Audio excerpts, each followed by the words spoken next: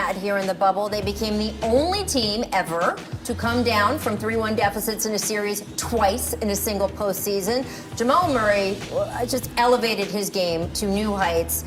And if you take a look at the West standings from this season, at minimum, these will be the teams that the Nuggets have to worry about next year, right? So look at who's above them. Lakers still going to be a threat. Clippers still be a threat, right? And the Warriors are going to get Steph Curry and Klay Thompson back healthy. So they also have the number 2 pick in the draft. Richard, how much stock are you buying in the Nuggets for next season? Well, I'm buying a ton of stock, especially when, the Nuggets with that number 2 pick in the draft, like they have the option to go get a very, very good big in Wiseman. I'm just saying, when you look at what the Nuggets are playing, how the Nuggets are playing and what they need to do to kind of keep in this momentum, they just need to continue to develop talent. They need to develop, Jokic, Jamal Murray, and these guys are going to have to prove. It is one thing to go and win here in the bubble, quote unquote, on a game 7 on the road. Now you got to go do that when there's, 25,000 people screaming at you and you're forced to travel. So I think they were one of the teams that really benefited from the no home court advantage. And so I don't think they need to change anything. They're getting better every single year. Last year, 2 years ago, they didn't make the postseason. Last year, they were 1 game away from the conference finals. And here, they were actually able to win a game in the conference finals. So if you're looking at the transition and the growth of their team, they have all the pieces to continue, down this road. Yeah, Rachel, I'm bullish on the Nuggets. And Richard, you mentioned playing against opposing fans. The little I know of Jamal Murray, that is not going to phase him one bit. He's the kind of guy that really thrives off of that. I don't think we've seen anywhere near the ceiling of Jamal Murray. I don't think we haven't seen the ceiling of Michael Porter Jr., who you can see all the potential there. He's got some defense to work on, don't all young players. But what I love about the Nuggets is they've got to sign Jeremy Grant, that's for sure. Yes. But beyond that, they've got a bunch of homegrown guys that have been together for a long time that believe in each other. They got a great coach in Mike Malone. They obviously respond to him. I'm not counting the Nuggets out next year. Do it at your own peril. Well, and one thing that I will also say is you look at what Pat Riley did, and he went out and got veterans that have been through this fight. You go and get Jay Crowder. You go and get Andre Iguodala, and look at the first half that Andre Iguodala had. Look at the game that he had in the most important game of the year. Because if you get to game 7, now the pressure flips to Miami. The most important game for the Miami Heat, Andre Iguodala comes up big. Yes, you need to sign Jeremy Grant if you're the Denver Nuggets. I don't know what they're going to do with Paul Millsap, but they need to find 1 or 2 more veterans that can kind of mix in with those young players. Give them a calm, give them some guidance, and maybe even show up in a moment that you wouldn't expect them because they've been there before. We will see. It's going to be such a good chess match. I love after we had 5 years where the NBA seemed like we knew what the ending was going to be. Now, it wasn't always exactly what we thought, but we had a good feeling of, hey, the Warriors are this mighty super team. I feel like now we're entering into this great period. Nobody, I think, would have expected I wouldn't say nobody. Jimmy Butler expected the Miami Heat to be in the finals, but it certainly wasn't predicted. And you've got now in the West, we're talking about next year, you've got the Nuggets, Lakers, Clippers, It's got to be the Lakers and LeBron James for the 97,000th time. In the East, you've got the Bucks, you've got the Nets making their entrance to the party when Kyrie and KD are back. You've got so many different things going on in this league right now. I think it is so much fun. All right, stick with us, please. Up next, we will points. After going to the final frame when they were only down by 2 going into the fourth quarter. Jackie, what happened to them?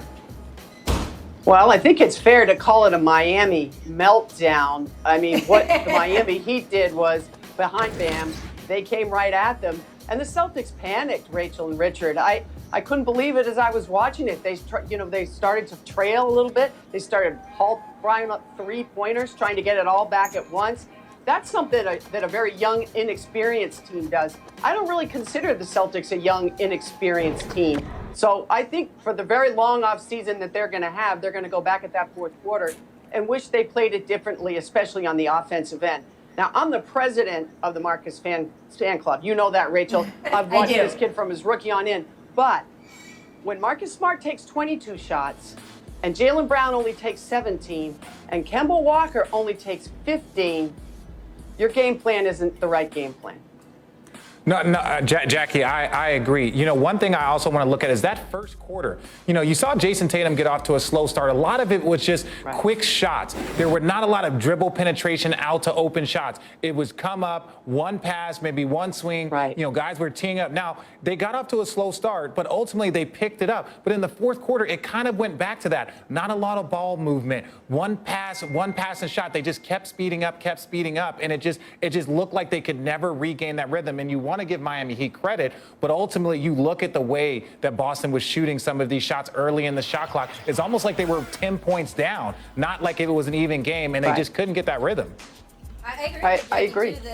That they're a young team in years and numbers, but they're not a young team in experience, right? The core of this team was there in the conference finals a couple of years ago, right? In fact, for Boston, this is their third conference finals loss in 4 years.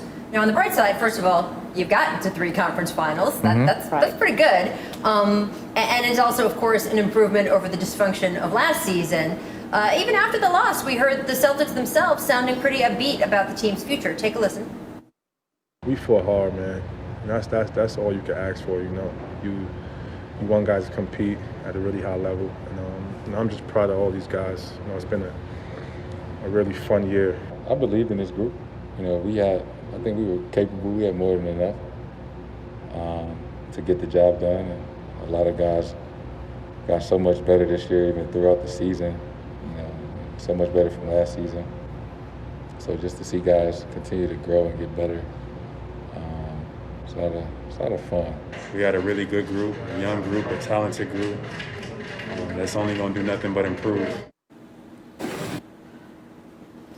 Jackie, I'm going to go to you on this because Richard was too distracted by Jason's Duke hat to answer.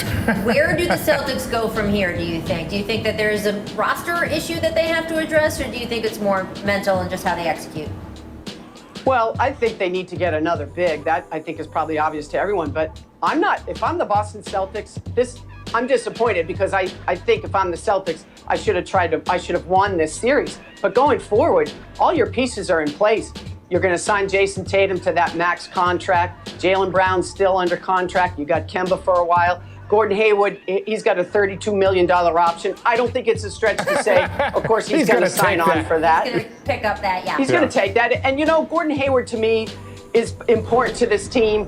And I'm sure he's disappointed in his performance in this game. But I also think that he came back 2 weeks, 3 weeks, maybe even 4 weeks early from that ankle sprain because the team needed him. He played. He obviously wasn't himself. He won't use that excuse. I understand that because once you're on the floor, you got to play. But I think next year, I'd be happy if I were the Boston Celtics. I like my roster. I've got 3 first-round draft picks and a second-round pick, as usual. So they've got to learn from this. So that the one thing about the Heat, I'll say this: when you watch them when they were down, I watched Iggy and I'm watching Jimmy Butler, and I see no panic. I just see guys that have been there before that are like, "This is cool. We got this." That kind of mental toughness. I hope the Celtics, these young guys, can learn from that.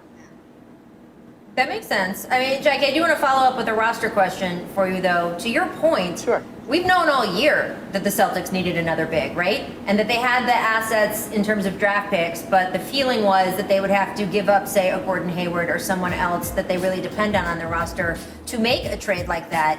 Do you see coming up, either because contract years are now going to flip over or other opportunities are going to be around, is there a trade that you think that they could make? And I'm not asking you to do the whole trade machine right now, but do you feel that generally they can do that? I'm not sure they will, Rachel, because I still think they believe in the way they play, which is positionless basketball. And I think they believe, you want to have some big bodies, but I think the league, as we see, is trending a different way. And we talk about Bam Adebayo. Is he a true big? Is he really? I mean, he's so much more than that to me. He's not a traditional back to the basket, post up guy. He's a great passer. He runs the floor. So I'm not sure that the Celtics feel like, oh my gosh, we got to go out and get a 5 or we can't go anywhere. They play a certain style, and I expect them to stick with that. All right, well, I do want to move on to the Denver Nuggets as well, since over the weekend they did lose in the Western Conference Finals. Doesn't take away, right, from what a great run they had here in the bubble. They became the only team ever to come down from 3-1 deficits in a series twice in a single postseason.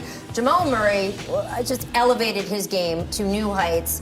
And if you take a look at the West standings from this season, at minimum, these will be the teams that the Nuggets have to worry about next year, right? So look at who's above them. Lakers still going to be a threat. Clippers still be a threat, right?